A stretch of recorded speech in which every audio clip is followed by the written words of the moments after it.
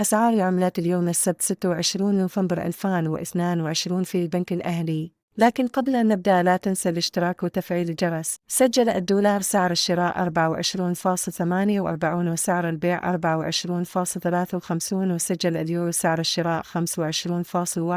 وسعر البيع 25.62 وسجل الجنيه الاسترليني سعر الشراء 29.49 وسعر البيع 29.75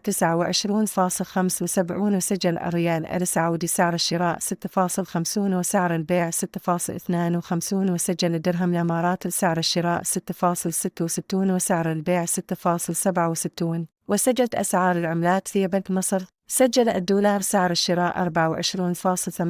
وسعر البيع 24.53 وسجل اليورو سعر الشراء 25.41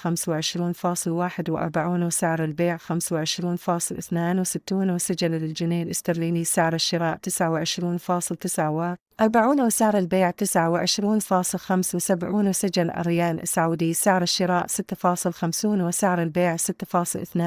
وسجل الدرهم الإماراتي سعر الشراء 6.66 وسعر البيع 6.67